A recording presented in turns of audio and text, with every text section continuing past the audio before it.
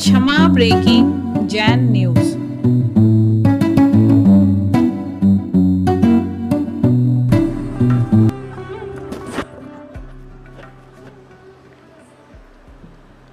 आमचे मंचवरती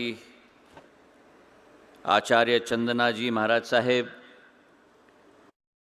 गुरुदेव श्री राकेश भाई, सिलिंग तोंगचोर रिनपोचे साहेब, आमचे नितीन गडकरी साहेब, माझे अभय फिरोदिया साहेब, मंचवरती श्रीमती मेनका गांधी जी, महाराज कुमार लक्षराज सिंह जी, जस्टिस दलवीर भंडारी साहेब, DR मेहता साहेब, अन्ना हजारे साहेब आणि सगळे आमचे बंधू आणि भगिनी, जय जिनेंद्र। प्राथमिक तौरमध्ये मी फिरोदिया साहेबला त्यांची 80 वर्षची वाढदिवसची शुभेच्छा देतो।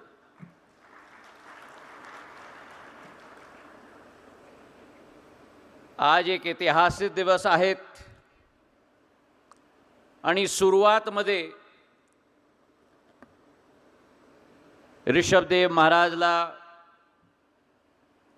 भगवान महावीरला, आमचे सगळं मंचवरती संतला आणि सगळ्या अनुयायीला मी प्रणाम करतो। सौभाग्यशाली ये समय है, कार्तिक पूर्णिमा के पर्व के पहले वाला समय है, और जब ऐसी एक शुभ शुरुआत हो रही है, दीपावली और कार्तिक पूर्णिमा के मध्य, मुझे विश्वास है कि इस अभय प्रभावना से एक नई प्रेरणा का संचार केवल जैन समाज के लिए नहीं, लेकिन समूचे भारतवर्ष, और यह अतिशयोक्ति नहीं होगी अगर मैं कहूं कि समूचे विश्व के लिए यह संचार होगी, इसका मुझे पूरा विश्वास है। ऋषभदेव महाराज और भगवान महावीर की हम स्मरण करते हैं, जिन्होंने हमें रास्ता दिखाया था धर्म का, अहिंसा का, और उन्होंने कहा था कि अहिंसा ही व्यक्ति का सबसे बड़ा धर्म है। और आज इस दिवस पर मैं पूज्य आचार्य श्री 108 विद्यासागर जी महाराज का भी इसमें स्मरण करना चाहता हूं, जिनका आशीर्वाद मुझे प्राप्त हुआ है, और मुझ जैसे लाखों लाखों अनुयायी उनके मार्गदर्शन पे चलने के लिए दृढ़ संकल्पित हो चुके हैं। हमारा ये जैन धर्म, जैसे मेरे पूर्व वक्ताओं ने कहा है, मूर्तियों में नहीं बसा हुआ है, केवल ग्रंथों में नहीं बसा हुआ है। हमारा ये जैन धर्म जीवन शैली की एक व्याख्या है, एक परिचय है। और जब मैं कहता हूं कि एक परिचय है, जीवन शैली की एक व्याख्या है, जो 1000 साल पुरानी नहीं, 2000 साल पुरानी नहीं, लेकिन 3000 साल पुरानी है, जिसने अपना ज्योति का प्रकाश पूरे विश्व में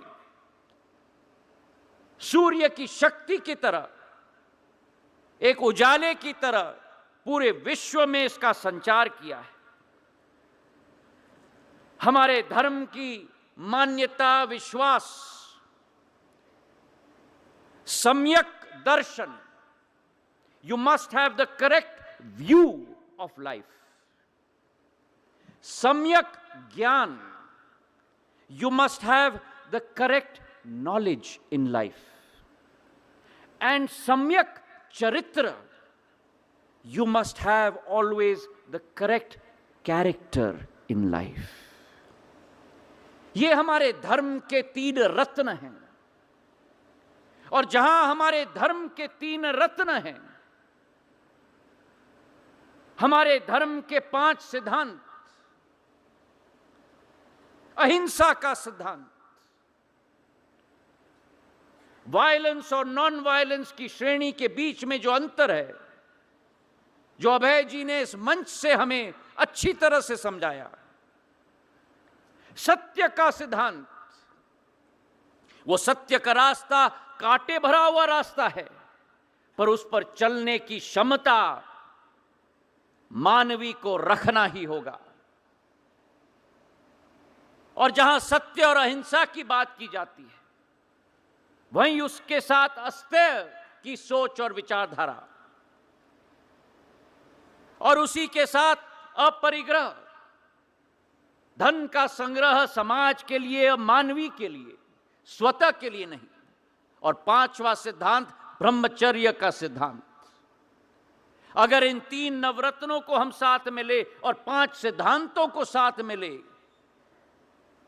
तो यह अतिशयोक्ति नहीं होगी अगर मैं कहूं कि मोक्ष का रास्ता हमारे सामने तैयार हो जाता है, मेरे भाइयों और बहनों। और आज इस दिवस पर इस मंच से मैं कहना चाहता हूं कि जैन धर्म के प्रकाश पुंज के बिना मेरी भारतीय संस्कृति, मैं मानता हूं, अधूरी है। और उस विचारधारा में जैन धर्म की महानता केवल ग्रंथों तक सीमित नहीं, केवल अपनी कारीगरी के तक सीमित नहीं, जिसका एक प्रचंड उदाहरण, चाहे दिलवाड़ा की बात करें, रण कपूर की बात करें, बाहुबली मूर्ति की बात करें, और तो और क्या, लेकिन अभय जी और हमारे ग्वालियर के किले के ऊपर जो जैन तीर्थंकरों के की मूर्तियां सजाई गई हैं 2000-3000 साल पहले, हर दिन उस इतिहास को हमारे समक्ष रखती हैं। ये महान धर्म भारत की असली पूंजी है। और आज जो अभय प्रभावना संग्रहालय की शुरुआत की जा रही है, मेरे पूर्व राकेश भाई जी ने कहा कि संग्रहालय मूक दर्शक होता है, लेकिन यह अभय प्रभावना एक मूक दर्शक नहीं है, एक जीता जागता हुआ परिचय है एक एक मानवी के लिए कि सिद्धांतवादी जीवन कैसा जिया जाता है। और हृदय के गहराइयों से आज मैं अभय जी को धन्यवाद अर्पित करना चाहता हूं, बधाई केवल नहीं, लेकिन धन्यवाद अर्पित करना चाहता हूं, जो आज इस दिवस पर एक नींव आपने रखी है, एक पूंजी बनाई है। क्योंकि वर्तमान युग में जो कल युग का जमाना कहा जाता है, एक एक नागरिक को और एक एक मानवी को आदर्शों के प्रति आकर्षित करने के लिए केवल मंदिर जाकर वो व्यक्ति प्रेरित नहीं होता।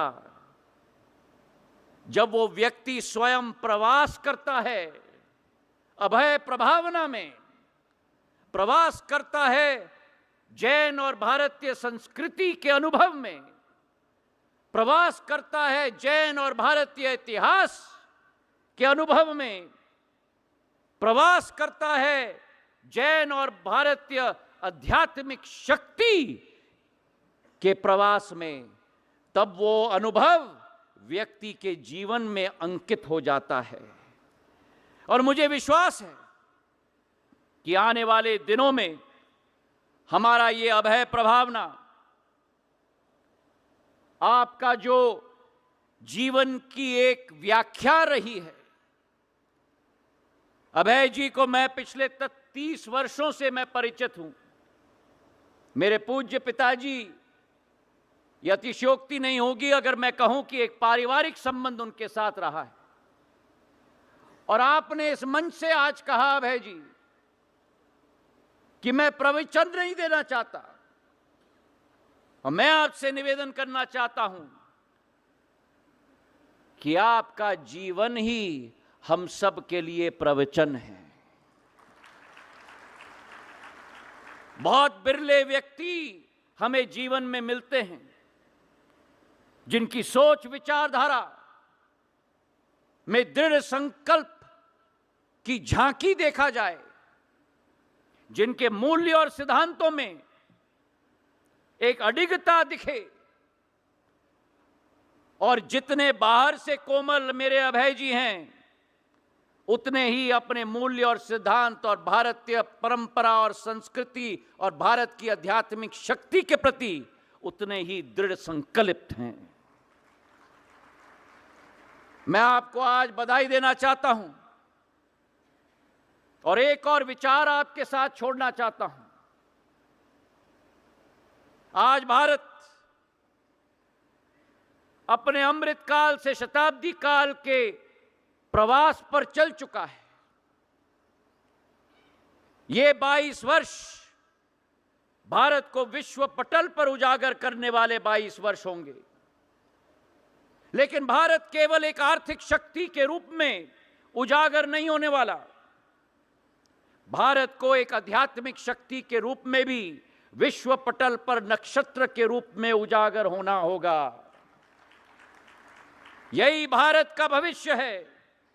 और आज इस दिवस पर जो सोच विचारधारा है कि विकास भी होना चाहिए, विकास भी होना चाहिए, पर विरासत भी होनी चाहिए।